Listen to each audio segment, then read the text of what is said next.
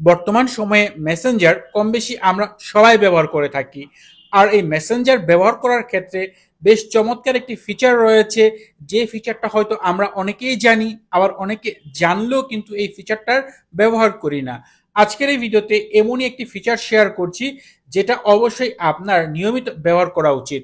বিশেষ করে আমরা যদি কাউকে মেসেঞ্জারের ছবি পাঠাতে চাই, তাহলে কিন্তু নর্মালি আমরা এখান থেকে যে গ্যালারি অপশন রয়েছে এখানে গিয়ে আমরা যে কোনো ছবি সেন্ড করে দেই।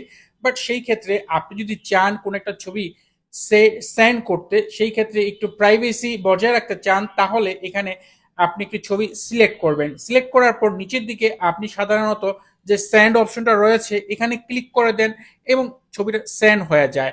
বাট আপনি যদি দেখেন এই পাশে যে এডিট অপশন রয়েছে, আপনি সেন্ডে ক্লিক না করে যদি এই এডিট অপশনে ক্লিক করেন, তাহলে দেখেন এখানে নিচের দিকে বাম পাশে একটি ওয়ান অপশন রয়েছে। এখানে যদি আপনি প্রথমবার ক্লিক করেন তাহলে এরকম একটি পপ আপ আসবে, জাস্ট ওকে করে দিবেন।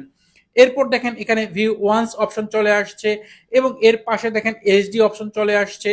আপনি চাইলে এই ছবিটা এইচডি হিসেবে সেন্ড করতে পারবেন। এইচডি হিসেবে সেন্ড করে এটা পুরাতন বিষয়, বাট যে ভিউ ওয়ান্স যে অপশনটা রয়েছে এটা সিলেক্ট করার পর সেন্ড যদি করে দেন তাহলে কি হয় দেখেন। এই মুহূর্তে আমি এই ছবিটা সেন্ড করে দিলাম, বাট এখানে কিন্তু ছবির কোনো কিছু শো হচ্ছে না, জাস্ট এখানে লেখা ফটোস।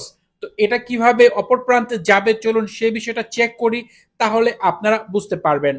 দেখেন যে ডিভাইসে আমি এটা সেন্ড করলাম সেই ডিভাইসটা এখন আমার হাতে। এখানে দেখেন ভিউ ফটোস নামে একটি অপশন রয়েছে। এখন যদি আমি এখান থেকে ভিউ ফটোসে ক্লিক করি তাহলে সেই ছবিটা ওপেন হবে। এবং এইভাবে ছবি পাঠানোর সবচেয়ে বড় বিষয় হচ্ছে এই ছবিটাকে কেউ এখন স্ক্রিনশট নিতে পারবে না।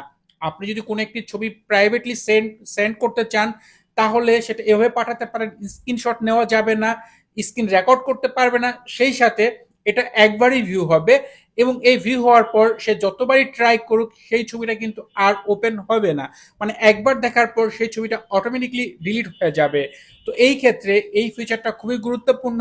যারা মেসেঞ্জারে প্রাইভেট ছবি পাঠাতে চান তাদের ক্ষেত্রে এই ফিচারটা অবশ্যই ইউজ করা আমার কাছে মনে হয় যে খুবই গুরুত্বপূর্ণ। এবং এখন আমার এই ডিভাইসে যদি আমি ক্লিক করি তাহলে দেখেন এখানে শো হচ্ছে যে অলরেডি এই ছবিটা ভিউ হয়েছে। তাই এটা কিন্তু আপনার ক্ষেত্রেও কিন্তু আর ওপেন হবে না। তো একবার যদি একটা ছবি পাঠিয়ে দেন এভাবে, তাহলে কিন্তু একবার দেখার পর কেউ কিন্তু সেই ছবিটা দেখতে পারবে না এবং সবচেয়ে বড় সুবিধা হচ্ছে স্ক্রিনশট নিতে পারবে না, স্ক্রিন রেকর্ডও করতে পারবে না। তো এই ছিল ভিডিও। আশা করি আজকের এই ভিডিওতে শেয়ার করা মেসেঞ্জারের এই টিপসটি আপনাদের অনেকের জন্য উপকারী হবে। যদি ভিডিওটি আপনার কাছে ভালো লাগে, ভিডিও দেখে কিছু জানতে শিখতে পারেন, তাহলে অবশ্যই ভিডিওতে লাইক দিয়ে দিবেন, কমেন্ট করবেন। এছাড়া আপনি যদি এখনো আমার এই চ্যানেলটি সাবস্ক্রাইব না করে থাকেন তাহলে নিয়মিত আইফোন রিলেটেড ভিডিও দেখার জন্য চ্যানেলটি সাবস্ক্রাইব করে নেবেন। কথা হবে পরের ভিডিওতে। সে পর্যন্ত ভালো থাকুন, সুস্থ থাকুন। আল্লাহ হাফেজ।